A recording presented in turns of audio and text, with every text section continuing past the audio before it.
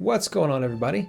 A few months ago, I was contacted by the Mars Hydro people, and they offered me a free LED grow light, TS1000 is the model name, in exchange for some videos detailing my experiences with the light.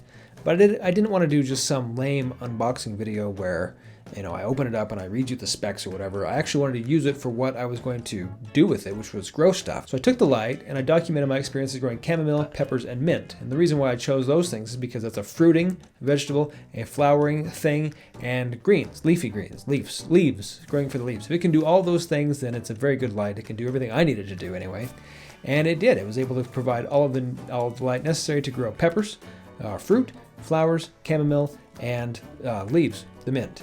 So you can go check those out. I have 3 previous videos on the matter. I did have some problems with aphids, which I dispensed of using fire. You can go check that out as well. They've also offered a second unit to be given away to one of you. So in true YouTuber/sellout fashion, I will be giving away one of these lights to a lucky person, which I will detail the rules for later in the video. But for now, let me tell you a little bit about the light to see if it's something you're even interested in. It is a surface-mounted LED light, has 342 LEDs mounted on the device of various colors. It is a full spectrum light. It also has far red light or infrared light, which provides additional benefits for growing plants. I will put a link in the description below telling you why that is beneficial. It's designed to be used in a 2 foot by 2 foot or 3 foot by 3 foot area. I had about a 2.5 by 3.5 foot area, and stuff still did well, still did fine. I had my pepper plant right in the middle. I had my flowers kind of around the outside. The strongest light is always in the middle, especially with a square fixture. It measures on the PPFD meter about 1348 at 12 inches and 18 inches 743, both of which are sufficient for growing fruits, vegetables, whatever you need. From my research, and it's difficult to tell this definitively, and it will vary by circumstances and conditions, but to grow a tomato, you need about 743 micromoles. To grow lettuce, you need closer to 200. So this light will allow you to grow anything from leafy greens to, vegetables, full-on tomatoes, peppers, whatever you need. I'm not going to go through all the specs. You can go look those up. It is a very efficient light. It has some pros and cons. The pros are it can pretty much grow whatever you want, and it's small and it's lightweight. Cons are it gets kind of hot. I had to put a fan on it. If you're putting it inside of a grow tent or some other room where the temperature is not controlled, you may need to have a fan on it to keep it cool. I don't think I needed to do that, but I just wanted to I didn't want it to get too hot and heat up my plants and whatever else. So I put a fan on it, moving some air. I didn't have to do that with my T5 lights. My T5 lights didn't get quite as hot. So that could be a con. Another con is it spills a lot of light out the sides.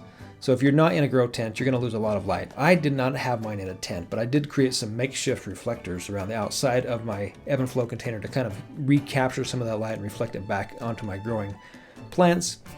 So that could be a con. And then lastly, the dimmer switch is just kind of stupid. Like, it's got this little teeny hole into which you jam a little teeny screwdriver, and you try to catch the head of the dimmer switch and dim it between 25 and 100%. The new ones, from what I've seen online, look like they have a knob. I don't know if the one they're giving away has the knob or the stupid hole.